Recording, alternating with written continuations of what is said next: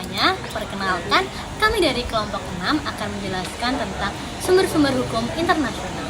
Nah, apa sih hukum internasional itu? Hukum internasional adalah pengaturan yang mengatur tentang hubungan antar negara, antar organisasi, dan antar subjek internasional lainnya. Nah, penentuan dasar utama sumber hukum internasional adalah Pasal 38 Statuta Mahkamah Internasional yang dikelompokkan menjadi 4 sumber utama. Sebelum ke materi selanjutnya, perkenalkan kelompok kami. Saya sendiri Adila Masyitoh dengan NIM akhir 795. Perkenalkan, nama saya Raditya Wirayuda dengan NIM akhir 801. Di sini saya akan melanjutkan materi selanjutnya, yaitu sumber hukum internasional yang pertama, yaitu perjanjian internasional. Perjanjian internasional adalah kesepakatan tertulis antar negara atau organisasi internasional yang diatur oleh hukum internasional. Contoh perjanjian internasional meliputi Piagam Perserikatan Bangsa-Bangsa yang menjadi dasar berdirinya PBB. Lalu Konvensi Jenewa tentang perlindungan korban perang, serta berbagai perjanjian bilateral seperti perjanjian batas wilayah atau kerjasama ekonomi. Perjanjian internasional bersifat mengikat dan harus dilaksanakan oleh negara yang menandatangani dan meratifikasinya, sesuai prinsip Pacta Sunt Servanda. Selanjutnya, perkenalkan, nama saya Erzina Nadif Atala dengan NIM 24080010408. Sumber yang kedua adalah kebiasaan internasional atau international custom. Kebiasaan internasional terbentuk dari dua unsur utama.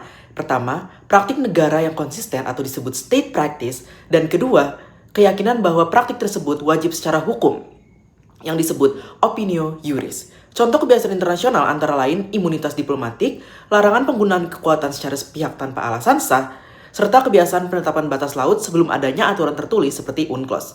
Kebiasaan internasional bersifat mengikat bagi seluruh negara, kecuali negara yang sejak awal secara jelas menolak kebiasaan tersebut. Asas yang ketiga adalah res judicata, artinya putusan yang telah berkekuatan tetap menjadi akhir dan mengikat antara pihak. Dari fungsinya sendiri, menjamin kepastian hukum untuk mencegah litigasi berganda. Contohnya adalah Tribunal Internasional menolak klaim yang sudah pernah diputuskan. Prinsip-prinsip ini tentunya berfungsi sebagai pengisi kekosongan hukum dalam sistem hukum internasional. Saya Kinanti Ayuning Putri Pratama dengan NIM akhir 794. Sumber yang keempat yaitu keputusan pengadilan dan doktrin. Sumber ini bersifat sebagai penunjang yang artinya digunakan ketika diperlukan untuk menafsirkan hukum yang sudah ada. Putusan-putusan yang dimaksud meliputi keputusan Mahkamah Internasional atau ICC, putusan arbitrase internasional, serta pendapat ahli atau doktrin dari sarjana hukum internasional terkemuka. Putusan dan doktrin memiliki peran penting dalam memberikan kejelasan dan konsistensi terhadap penerapan hukum internasional dalam suatu kasus. Dengan demikian, sumber ini membantu memperkuat pemahaman dan penerapan hukum internasional dalam praktik peradilan internasional. Nah, dari penjelasan-penjelasan sebelumnya dapat diketahui bahwa ada 4 sumber hukum internasional menurut pasal 38 Statuta Mahkamah Internasional. 1. Perjanjian internasional. 2. Kebiasaan internasional. 3. Prinsip umum hukum. Dan keempat, putusan pengadilan serta doktrin. Keempat sumber ini saling melengkapi dalam membentuk dan menegakkan hukum internasional sehingga hubungan antar negara dapat berjalan secara tertib, adil, dan berdasarkan hukum.